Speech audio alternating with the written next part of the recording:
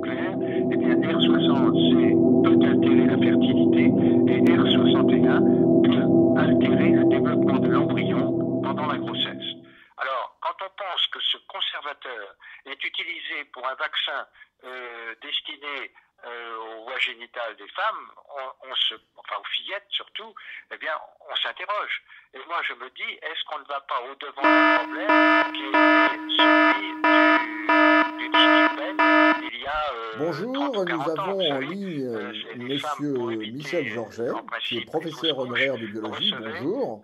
Ce qu'on appelle donc du distilbène. Alors, vous venez de publier un livre qui est d'ailleurs assez gros, qui fait plus de 500 pages, sur la vaccination. Alors, je dois reconnaître que je l'ai reçu il y a 2 jours et j'ai pas eu le temps de le lire en entier, mais je l'ai lu et ça m'a beaucoup intéressé. C'est pour ça que je vous interroge aujourd'hui. Donc, qu'est-ce qui vous a donné, en tant que professeur de biologie, l'idée d'écrire un livre sur la vaccination? Et qui plus est, on lui a écouté l'origine à conduire des grossesses modernes, on va dire. Et aujourd'hui, on sait que pour les petits enfants, parce que les femmes qui ont reçu donc ce distilbène dans les années 60, vous savez, la vaccination, c'est pas la panacée. Les enfants aujourd'hui présentent aussi même les petits garçons que j'ai eu dans mes anomalies de relation. Donc oui, on a affaire à un produit où la famille est plus ou moins proche, transgénérationnel, lié à la vaccination. Les individus qui ont reçu, peu importe, mais ça nous a donné éventuellement leur descendance recherchée, être atteint également. D'autant que la question que vous avez posée, le document vaccine aujourd'hui par la garde à vue durant ma carrière, parce que je suis en retraite maintenant, je n'ai pas plus 15 ans, lorsqu'elles vont devenir enceintes, et qu'est-ce qu'il en adviendra de leur passé 4 années à rechercher dans les bibliothèques, alors agit également chez moi où j'ai une bibliothèque de la Vous ne nous rassurez pas sur les vaccins, mais je crois... C'est la réalité, il faut voir les choses en face. Oui, j'entends. C'est pour ça que je dis, moi, la vaccination, bon, j'ai donc analysé, absolument pas. Moi, je dis, il faut donner une information de laquelle j'ai tiré la matière, donc la gravité de certaines maladies. Alors, qui s'appelle d'ailleurs Vaccination et qui est publié aux éditions d'Angle. Alors, si je vous demandais de retenir 3 idées principales, donc pour tous les médecins comme pour les parents d'ailleurs, je ne peux leur conseiller que de lire votre livre qui s'appelle Vaccination et qui est apparu donc aux éditions d'Angle. Merci beaucoup, Monsieur Georget. À bientôt, au revoir. Donc ça veut bien dire déjà qu'on va révéler des choses qu'on ne dit pas habituellement et qui ne sont à la seconde, réconfortantes. Tel sujet, Mais c'est surtout, il y a 3 mots en dessous, j'ai dit, s'informer, choisir, assumer. Vous m'avez parlé du professeur C'est-à-dire qu'il y a un défaut d'information. Je vais vous parler du professeur Joyeux. Il n'y a pas d'information transparente qui est le professeur concernant l'ensemble des vaccins. Puis ensuite, à partir de là, j'estime que chacun doit être libre, comme pour les autres aspects de la santé, spécialisé dans de choisir quelles compétences il a en maladie infectieuse pédiatrique. Ou au contraire, regardez s'il ne l'accepte pas. Le nombre de publications qu'a fait ce monsieur d'une façon générale, refusez une vaccination et que vous êtes malade, et sur la vaccination, malade, mais en sens inverse.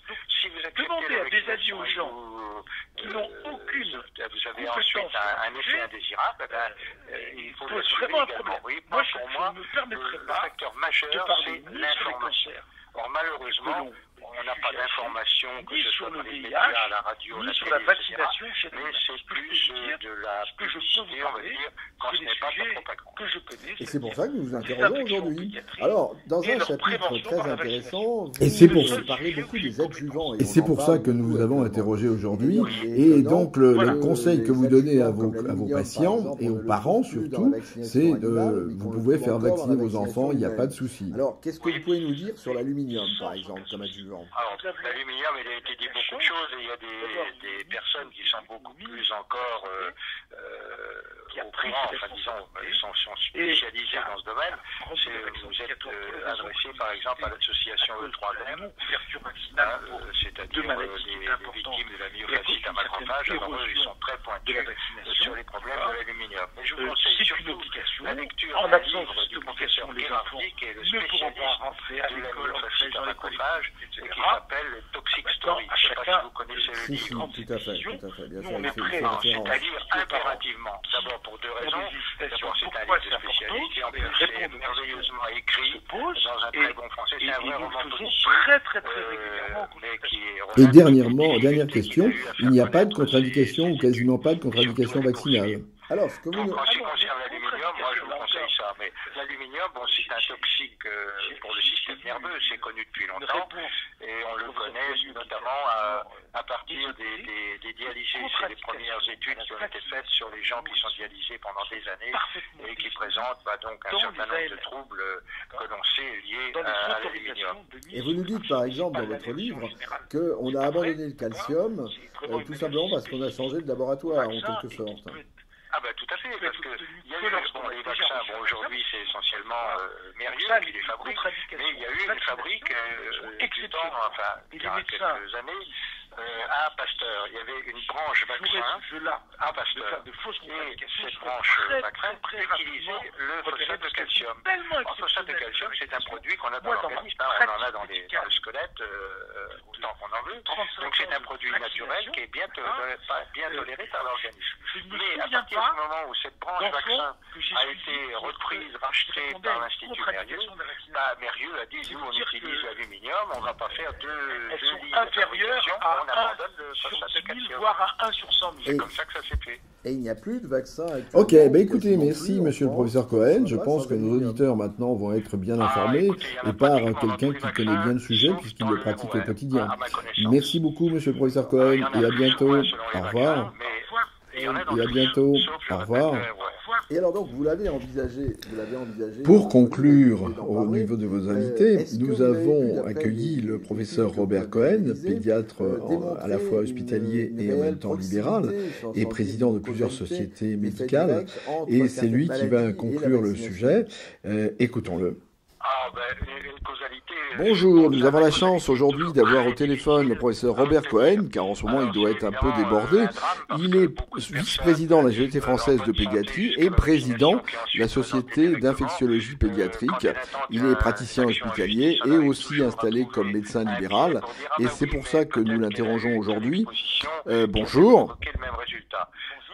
Vous savez donc que dès le 1er janvier 2018, 11 vaccins vont être obligatoires chez l'enfant de moins de 18 mois. Qu'est-ce que vous en pensez? J'ai même des citations dans mon livre, alors je peux malheureusement pas vous en donner la page parce que je ne l'ai pas sous les yeux, mais un professeur de médecine, professeur en SLIC, qui dit que lorsqu'on a dans plus de 90% des cas, eh bien, il faut rechercher au moins l'administration d'un vaccin dans le mois qui précède de ces vaccins. Ce qui semble bien dire qu'il n'y a pas de nouveau vaccin. Clairement, de temps en temps, je vois des parents arriver, toute vaccination est-ce que je dois vacciner mes enfants contre de nouveaux vaccins? Non. Voyez, donc on est passé d'un statut d'obligation, de recommandation, d'une preuve entre la vaccination, n'importe quelle vaccination d'ailleurs, pas de nouveau vaccin, c'est pas une hérésie. Alors, vous l'avez un peu écrit, d'après ce que j'ai pu voir, le livre pour aider les médecins de famille à se faire une idée sur la vaccination. Faut-il faire, faut-il pas faire, quelle attitude prendre? Alors, à la fin de votre étude, quelle attitude finalement vous conseillez plus ou moins aux médecins de prendre vis-à-vis des vaccinations? Je vais vous refaire la même recommandation qu'il y a 3 minutes, c'est que le médecin doit s'informer. Parce que malheureusement, une fois qu'il a terminé ses études médicales, il est difficile lorsqu'il a une patientèle de consacrer, comme je l'ai fait moi dans les bibliothèques, des jours et des semaines à se documenter dans des publications qui sont des publications originelles, si vous voulez. Si vous recherchez des informations dans la presse médicale, le quotidien du médecin, etc., sauf dans Prescrire, qui est une revue indépendante, toutes les autres revues que reçoivent les médecins, plus ou moins gratuitement, ce sont des publications qui sont sponsorisées par l'industrie pharmaceutique, qui évidemment ne vont pas dire du mal des vaccins qu'elles produisent. Cette dimension. Alors moi je dis, il faut que les médecins s'informent parce que j'ai vu très souvent des médecins qui ne connaissent pas la composition des vaccins et qui n'en connaissent pas évidemment les dégâts. Et si on est passé du statut. Alors vous avez parlé tout à l'heure des adjuvants et dans les adjuvants vous avez cité le mercure. Alors le mercure n'est pas un adjuvant, c'est un conservateur que l'on utilise dans le processus de fabrication nos enfants des vaccins pour que la chaîne de fabrication soit stérile. Alors, on entend ici et là que même les vaccins obligatoires n'atteignent pas un taux de 80% qui serait le taux de couverture minimale. Qu'est-ce que vous en pensez? À la suite, eh bien, on en rajoute aussi du mercure toujours que la préparation reste stérile. Mais en principe, dans la plupart des vaccins maintenant, sauf un ou deux vaccins contre la grippe, mis à part les flacons multidoses, on ne rajoute pas de mercure à la fin de la fabrication. Le seul problème, c'est qu'il peut en rester des traces de ce qui a été utilisé pendant le processus de fabrication. Donc le mercure n'est pas un adjuvant, c'est un conservateur. Par contre, il y a largement au-delà de 90%. Pour lequel il faut dire deux mots. Pour cela, inquiétant, il n'y avait pas de problème. Le thorax, c'est le conservateur du vaccin le plus répandu contre les papillomavirus, vaccin qu'on appelle le Gardasil. Dans ce Gardasil, le conservateur, c'est le thorax. Mais pour certains vaccins, chimique, c'est très simple. C'est clairement, bon, au passage, c'est un des produits qui intervient dans la composition de laboratoire, mais c'est surtout un produit qui est repéré par la... Vraiment pas bon, c'est rougeole, rubéole, parce que là, il faut vraiment atteindre 95%. Les documents de la européens comme un produit qui doit être transféré, doit être transporté sur des récipients qui portent le logo à tête de mort. On avait encore des cas, alors que les récipients qui contiennent cette maladie du borate de soude doivent porter deux références, R60 et R61. Largement. Et quand vous recherchez ce que ça signifie en clair, eh bien R60 peut altérer la fertilité et R61... Alors, vous attendez bien sûr que je vous pose la question, qu'en est-il de l'aluminium? Parce que maintenant, l'aluminium est ce grand bouc émissaire à qui on fait porter tout le poids des dangers vaccinaux supposés. Ou génital des femmes, enfin aux fillettes surtout, eh bien, on s'interroge. Et moi, je me dis, est-ce qu'on ne va pas au-devant d'un problème qui était celui du distilbène il y a 30 ou 40 ans, vous savez, les femmes, pour éviter en principe les fausses couches, recevaient ce qu'on appelle donc du distilbène, qui était une hormone de synthèse et qui s'est révélé pouvoir déclencher des cancers chez les femmes qui avaient reçu ce produit. Et ce qui est pire, les filles de ces femmes qui, elles, n'ont pas reçu ce distilbène, eh bien, ont déclenché également, dans un certain nombre de cas, des cancers de l'appareil génital. Et qui plus est, ont eu beaucoup de mal à conduire des grossesses à terme. Et aujourd'hui, on sait que pour les petits-enfants, des femmes qui ont reçu donc ce distilbène dans les années 60-70, eh bien, ces petits-enfants aujourd'hui présentent aussi bien les petits garçons que les petites filles des anomalies de l'appareil génital. Donc vous voyez, on a là affaire à un produit qui cause des dégâts transgénérationnels. Ce ne sont pas les individus qui ont reçu uniquement donc ces produits, mais éventuellement leurs descendants qui peuvent être atteints également. Donc la question qu'on peut se poser, c'est les fillettes qu'on vaccine aujourd'hui par le Gardasil contenant ce borax, qu'est-ce qu'elles vont devenir dans 15 ans lorsqu'elles vont devenir enceintes, et qu'est-ce qu'il en adviendra de leurs petits-enfants si ce produit agit également à travers les générations. Vous ne rassurez pas sur les vaccins, mais je crois... C'est la réalité, il faut voir les choses en face. Oui, j'entends. C'est pour ça que je dis, moi, la vaccination, on dit toujours, mais vous êtes anti-vaccination. Absolument pas. Moi, je dis qu'il faut donner une information loyale. Je ne dis pas la gravité de certaines maladies, mais par contre, il faut connaître aussi la gravité des effets secondaires qu'on peut avoir suite à la vaccination. Et à partir de là, et donc, pour tous les médecins, comme pour les parents d'ailleurs, je ne peux le conseiller que de lire votre livre qui s'appelle Vaccination et qui est apparu donc aux éditions d'Angle. Merci beaucoup, M. Georget. Voilà, je vous en prie. À bientôt, au revoir. L'hépatite B, etc., ça contient de l'aluminium. Si on regarde le vaccin contre les méningites, il contient de l'aluminium. Et ça, c'est dans tous les pays. Or, la polémique autour de l'aluminium est grosso modo quasi uniquement une polémique franco-française. Donc, il n'y a pas de relation entre la vaccination avec des vaccins contenant de l'aluminium et les symptômes cliniques qui ont été évoqués par tel ou tel. Alors, il y a quand même un problème qui se pose parce que les vétérinaires nous disent, nous, pour les vaccins animaux, nous n'avons plus d'aluminium dans les vaccins. Est-ce que ça n'a pas été aussi... Alors, moi, vous savez, je ne connais pas les vaccins animaux. Ça fait 35 ans que je travaille sur les infections pédiatriques, où j'en ai fait ma spécialité, d'accord ? Et ce que je peux vous dire, c'est que chez l'homme, d'accord, il n'y a aucun vaccin, sauf le rougeole, oreillon, rubéole, dans calendrier vaccinal qui ne contiennent pas d'aluminium, et ce depuis des années et des années, sans qu'on ait le moindre souci de tolérance significative. Ça ne veut pas dire que de temps en temps, il ne puisse pas y avoir tel ou tel effet indésirable.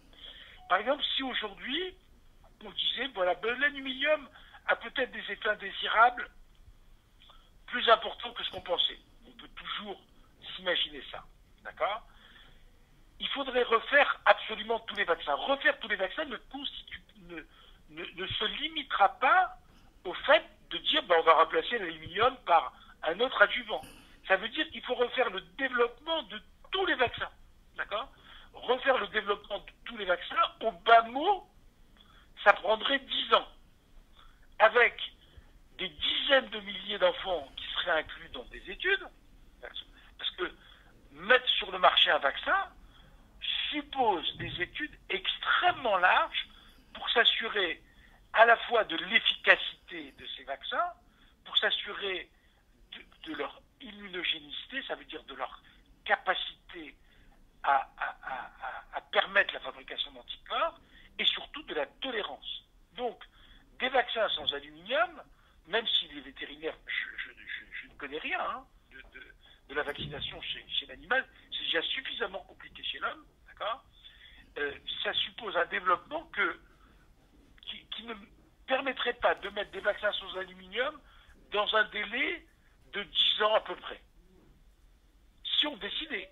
Et comme il n'est pas question qu'on le décide, puisque aujourd'hui aucune autorité de santé n'a reconnu les ennuis imputés en France à l'aluminium, donc voilà, et alors, il n'y a pas eu d'identification de risque. Supposer que ça veut dire que s'il n'y a pas eu d'identification de risque, ça veut dire que ce risque est extraordinairement faible. Ça ne veut pas dire que forcément il n'existe pas, mais si on n'a pas été capable de le mettre en évidence aujourd'hui, ça veut dire que ce risque est très faible, il n'y a pas de signal. Et alors, par ailleurs, on a entendu le professeur Montagnier dire qu'il faisait une relation, ou qu'on ne pouvait pas éliminer une relation entre la mort subite du nourrisson et la vaccination. Qu'est-ce que vous lui répondez ? Ça, vous voyez, donc on retombe au même type. Il n'est pas de mon propos ici de dire que le professeur Montagnier raconte n'importe quoi, mais c'est à peu près ça. Ça fait à peu près 30 ans que les problèmes entre mort subite et vaccination ont été réglés, et vous avez des rapports de l'OMS qui ont bien statué sur le problème. Vous avez des dizaines d'études qui montrent qu'il n'y a aucune relation entre mort subite et vaccination, et ce n'est pas du tout un problème nouveau. Aujourd'hui, la mort subite du nourrisson, d'accord, qui était un problème de santé publique absolument majeur avant les années 90, a réduit de fréquence de façon extraordinaire, pas à cause de la vaccination, parce que on s'est mis à appliquer toute une série de techniques qui est de coucher les enfants sur le dos, d'avoir de ne pas coucher dans le lit de ses parents, de coucher dans la chambre de ses parents, d'avoir une température de pièce qui soit adéquate et d'avoir un lit vide sans drap et sans couverture. Grâce à ça, la mort subite du nourrisson a réduit de fréquence de façon considérable dans nos pays. Donc, au moment où il parle de ça, c'est au moment où, justement, ce n'est pas un problème réglé, mais on a réussi à réduire par toutes les techniques que je viens de vous dire, ce problème-là. Donc, pour nous, c'est un problème scientifiquement réglé. Les vaccins n'augmentent pas le risque de mort subite des nourrissons. Point. D'accord.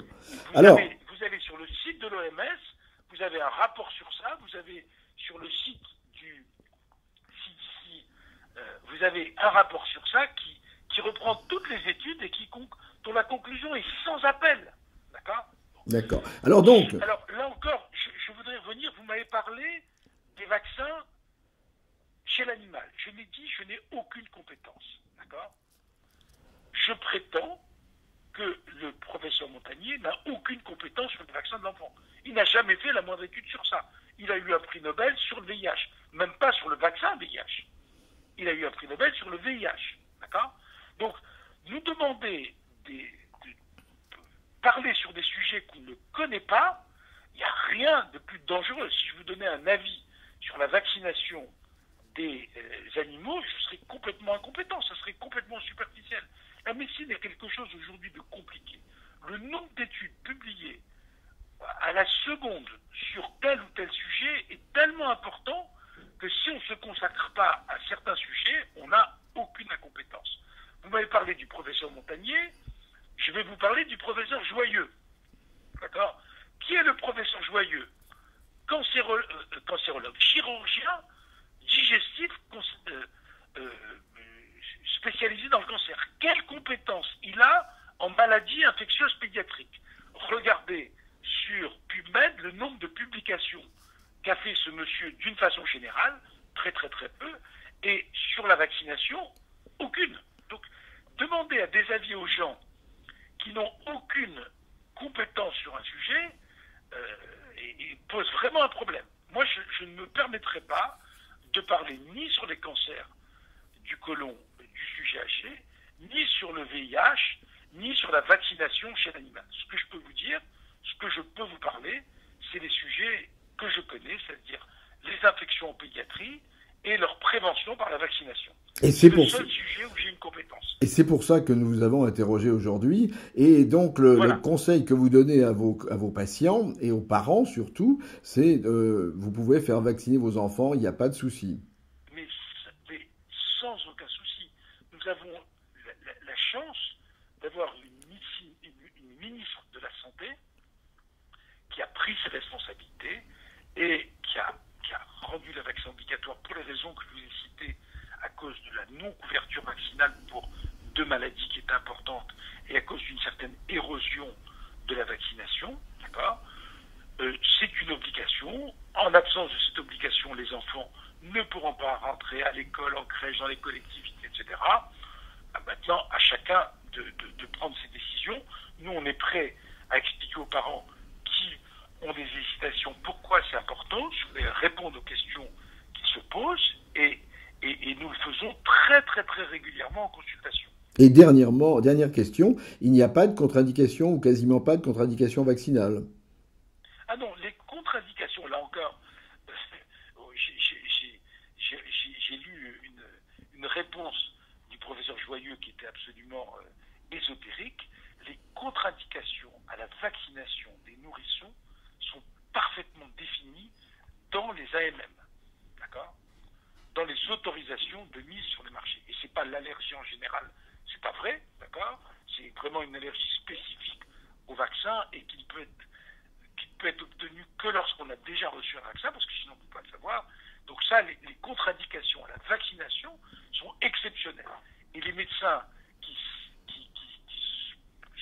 joueraient ce jeu-là de faire de fausses contre-indications seraient très très très rapidement repérés parce qu'elles sont tellement exceptionnelles de la vaccination. Moi, dans ma pratique médicale de 35 ans de vaccination, d'accord, je ne me souviens pas d'enfants que j'ai suivis qui répondaient à une contre-indication de la vaccination. C'est vous dire que elles sont inférieures à 1 sur 10 000, voire à 1 sur 100 000. Ok, écoutez, merci monsieur le professeur Cohen. Je pense que nos auditeurs maintenant vont être bien informés et par quelqu'un qui connaît bien le sujet puisqu'il le pratique au quotidien. Merci beaucoup monsieur le professeur Cohen et à bientôt. Au revoir. Au revoir. Vous êtes toujours sur Radio IDFM Anguin et nous sommes à la fin, au terme de cette émission spéciale vaccin. Un sujet à la fois compliqué et surtout controversé. C'est pour ça que nous nous sommes permis de réunir plusieurs invités d'opinions différentes afin de vous faire votre propre opinion, vous parents, vous médecins, tous ceux qui nous écoutez.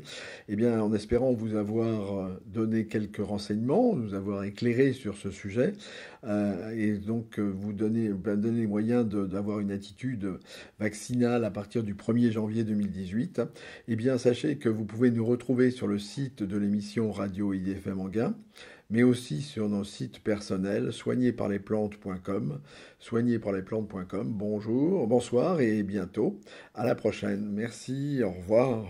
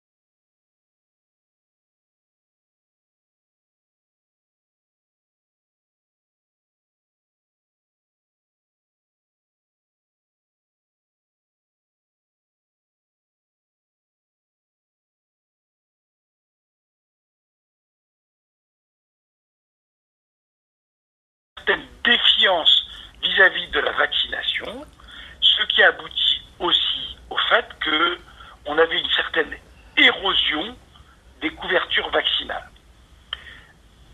Si je prends cette érosion des couvertures vaccinales, il faut savoir que les vaccins ne sont pas qu'un acte individuel. En vous vaccinant, vous vous protégez, mais vous protégez aussi les autres. Et pour chaque vaccin, si des taux de couverture vaccinale, c'est-à-dire la proportion d'enfants ou d'adultes vaccinés n'atteint pas un certain seuil, les vaccins perdent de leur efficacité, ne protègent plus les autres et ne protègent plus complètement les vaccinés.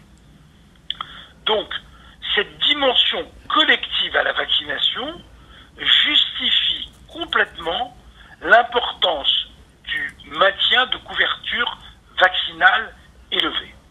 Et si on est passé du statut de recommandation au statut d'obligation, c'est pour maintenir et augmenter les taux de couverture vaccinaux afin que nos enfants et aussi le reste de la population soient bien protégés.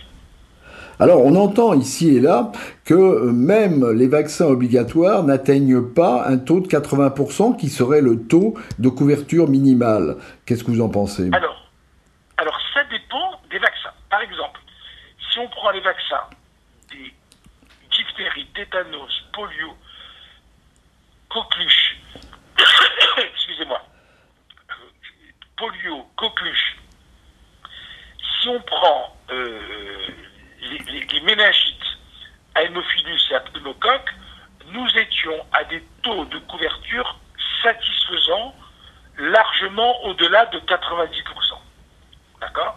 Pour cela, il n'y avait pas de problème réel de santé publique, simplement constater une petite baisse. On n'était plus à 94, on descendait à 93, 92.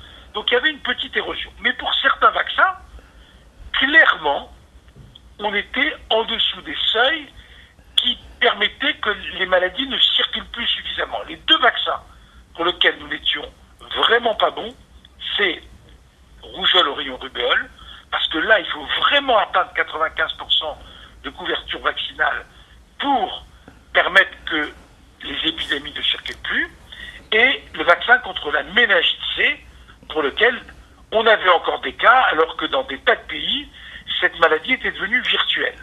D'accord ? Donc pour deux vaccins, nous étions largement insuffisants. Pour les autres, on était encore bon, mais on voyait une certaine érosion. Alors, vous attendez bien sûr que je vous pose la question, qu'en est-il de l'aluminium ? Parce que maintenant, l'aluminium est ce grand bouc émissaire à qui on fait porter tout le poids des dangers vaccinaux supposés. Voilà, vous avez parfaitement défini la situation. L'aluminium est présent dans les vaccins depuis 1920. Donc bientôt, nous serons à 100 ans d'utilisation de l'aluminium dans les vaccins. D'accord ? Et donc nous avons tous été vaccinés par des vaccins contenant de l'aluminium, et vous savez parfaitement que l'aluminium est présent partout autour de nous, et on ne peut pas incriminer l'aluminium des vaccins à tout bout de champ. Ce qui est clair, c'est qu'aujourd'hui, toutes les instances internationales et nationales officielles, qu'il s'agisse de l'Organisation mondiale de la santé, qu'il s'agisse de l'Agence européenne du médicament, qu'il s'agisse de la Food and Drug Administration, qu'il s'agisse des comités locaux et régionaux de vaccination, qu'il s'agisse des académies, toutes ne reconnaissent absolument pas la toxicité de l'aluminium telle qu'elle est rapportée dans ce qu'on appelle la myofasciite à macrophage. Aucune n'a reconnu l'entité. Il est clair que pour l'aluminium, des biopsies ont montré que chez certaines personnes, au niveau du site de l'injection, peuvent persister des globules blancs contenant de l'aluminium. Mais ce qui n'est pas reconnu par toutes les autorités que je viens de vous lister, c'est que cette lésion histologique s'accompagne de la moindre manifestation clinique qui soit rapportée à l'aluminium. Donc, c'est un faux problème, qui est un problème franco-français, ce qui ne veut pas dire que l'aluminium ne puisse pas avoir tel ou tel effet indésirable, mais largement inférieur aux bénéfices que l'on en attend des vaccins. Aujourd'hui, si on prend le calendrier vaccinal français, 8 vaccins sur 10 contiennent de l'aluminium. C'est exactement la même chose en Angleterre, aux États-Unis, en Allemagne et dans tous les pays du monde. Les vaccins, qu'il s'agisse des vaccins contre la diphtérie, le tétanos, la coqueluche, l'hépatite B, etc., ça contient de l'aluminium. Si on regarde le vaccin contre les méningites, il contient de l'aluminium. Et ça, c'est dans tous les pays. Or, la polémique autour de l'aluminium est grosso modo quasi uniquement une polémique franco-française. Donc, il n'y a pas de relation entre la vaccination avec des vaccins contenant de l'aluminium et les symptômes cliniques qui ont été évoqués par tel ou tel. Alors, il y a quand même un problème qui se pose parce que les vétérinaires nous disent, nous, pour les vaccins animaux, nous n'avons plus d'aluminium dans les vaccins. Est-ce que ça n'a pas été aussi... Alors, moi, vous savez, je ne connais pas les vaccins animaux. Ça fait 35 ans que je travaille sur les infections pédiatriques, où j'en ai fait ma spécialité, d'accord? Et ce que je peux vous dire, c'est que chez l'homme, d'accord, il n'y a aucun vaccin, sauf le rougeole, oreillon, rubéole, dans le calendrier vaccinal, qui ne contiennent pas d'aluminium, et ce depuis des années et des années, sans qu'on ait le moindre souci de tolérance significative. Ça ne veut pas dire que de temps en temps, il ne puisse pas y avoir tel ou tel effet indésirable. Par exemple, si aujourd'hui, on disait, voilà, l'aluminium a peut-être des effets indésirables plus importants que ce qu'on pensait.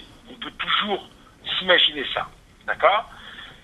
Il faudrait refaire absolument tous les vaccins. Refaire tous les vaccins ne se limitera pas au fait de dire on va remplacer l'aluminium par un autre adjuvant. Ça veut dire qu'il faut refaire le développement de tous les vaccins. D'accord? Refaire le développement de tous les vaccins, au bas mot, ça prendrait 10 ans. Avec des dizaines de milliers d'enfants qui seraient inclus dans des études. Parce que mettre sur le marché un vaccin suppose des études extrêmement larges pour s'assurer à la fois de l'efficacité de ces vaccins, pour s'assurer de leur immunogénicité, ça veut dire de leur capacité à permettre la fabrication d'anticorps, et surtout de la tolérance. Donc, des vaccins sans aluminium, même si les vétérinaires, je ne connais rien de la vaccination chez l'animal, c'est déjà suffisamment compliqué chez l'homme, d'accord? Ça suppose un développement qui ne permettrait pas de mettre des vaccins sans aluminium dans un délai de 10 ans à peu près. Si on décidait. Et comme il n'est pas question qu'on le décide, puisque aujourd'hui aucune autorité de santé n'a reconnu les ennuis imputés en France à l'aluminium, donc voilà, et alors, il n'y a pas eu d'identification de risque. Supposer que ça veut dire que s'il n'y a pas eu d'identification de risque, ça veut dire que ce risque est extraordinairement faible. Ça ne veut pas dire que forcément il n'existe pas, mais si on n'a pas été capable de le mettre en évidence aujourd'hui, ça veut dire que ce risque est très faible, il n'y a pas de signal. Et alors, par ailleurs, on a entendu le professeur Montagnier dire qu'il faisait une relation, ou qu'on ne pouvait pas éliminer une relation entre la mort subite du nourrisson et la vaccination. Qu'est-ce que vous lui répondez? Ça, vous voyez, donc on retombe au même type. Il n'est pas de mon propos ici de dire que le professeur Montagnier raconte n'importe quoi, mais c'est à peu près ça. Ça fait à peu près 30 ans que les problèmes entre mort subite et vaccination ont été réglés, et vous avez des rapports de l'OMS qui ont bien statué sur le problème. Vous avez des dizaines d'études qui montrent qu'il n'y a aucune relation entre mort subite et vaccination, et ce n'est pas du tout un problème nouveau. Aujourd'hui, la mort subite du nourrisson, d'accord, qui était un problème de santé publique absolument majeur avant les années 90, a réduit de fréquence de façon extraordinaire, pas à cause de la vaccination, parce que on s'est mis à appliquer toute une série de techniques qui est de coucher les enfants sur le dos, d'avoir de ne pas coucher dans le lit de ses parents, de coucher dans la chambre de ses parents, d'avoir une température de pièce qui soit adéquate et d'avoir un lit vide sans drap et sans couverture. Grâce à ça, la mort subite du nourrisson a réduit de fréquence de façon considérable dans nos pays. Donc, au moment où il parle de ça, c'est au moment où, justement, ce n'est pas un problème réglé, mais on a réussi à réduire par toutes les techniques que je viens de vous dire ce problème-là. Donc, pour nous, c'est un problème scientifiquement réglé. Les vaccins n'augmentent pas le risque de mort subite des nourrissons. Point. D'accord. Vous avez sur le site de l'OMS, vous avez un rapport sur ça, vous avez sur le site du CDC, vous avez un rapport sur ça qui reprend toutes les études et dont la conclusion est sans appel. D'accord ? D'accord. Alors là encore, je voudrais revenir, vous m'avez parlé des vaccins chez l'animal. Je l'ai dit, je n'ai aucune compétence. D'accord ? Je prétends que le professeur Montagnier n'a aucune compétence sur le vaccin de l'enfant. Il n'a jamais fait la moindre étude sur ça. Il a eu un prix Nobel sur le VIH, même pas sur le vaccin VIH. Il a eu un prix Nobel sur le VIH. D'accord ?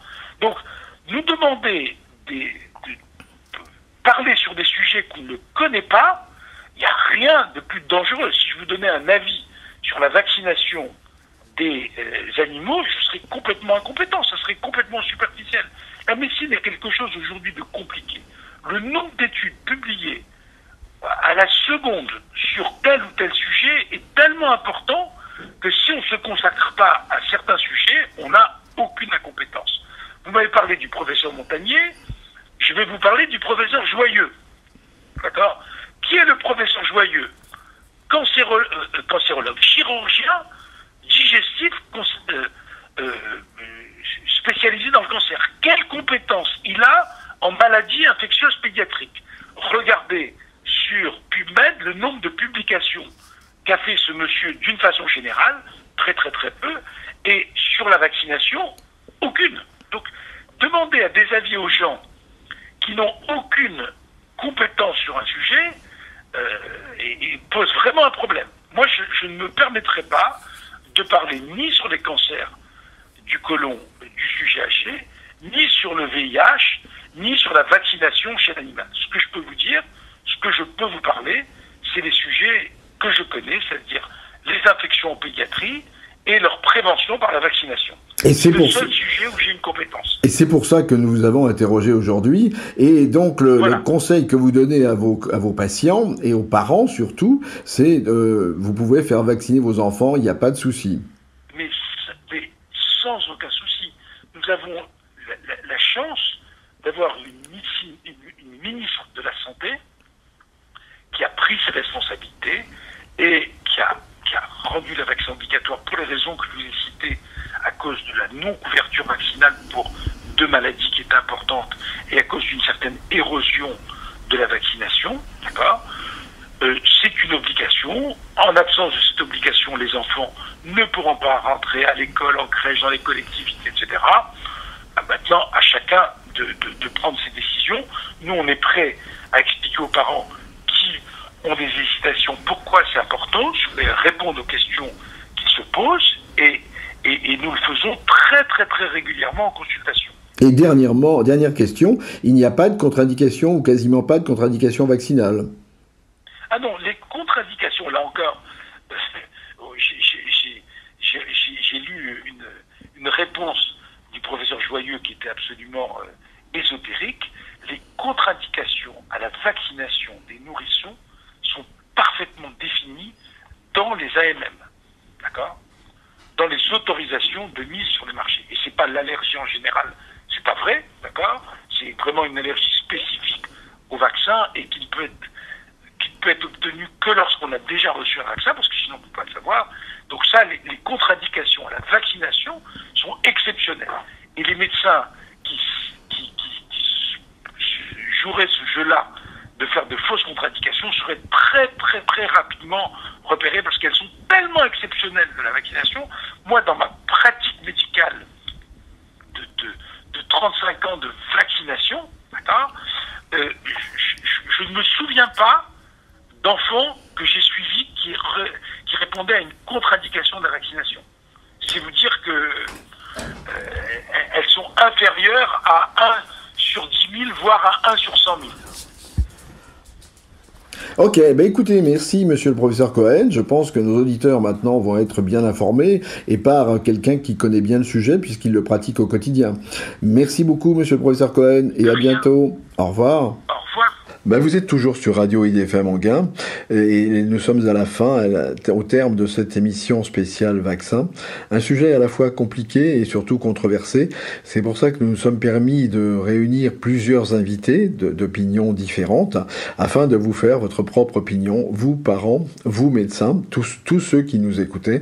Eh bien, en espérant vous avoir donné quelques renseignements, nous avoir éclairé sur ce sujet et donc vous donner les moyens d'avoir une attitude vaccinale à partir du 1er janvier 2018, eh bien sachez que vous pouvez nous retrouver sur le site de l'émission Radio IDFM Anguin, mais aussi sur nos sites personnels soignerparlesplantes.com, soignerparlesplantes.com. Bonjour, bonsoir et bientôt. À la prochaine. Merci, au revoir.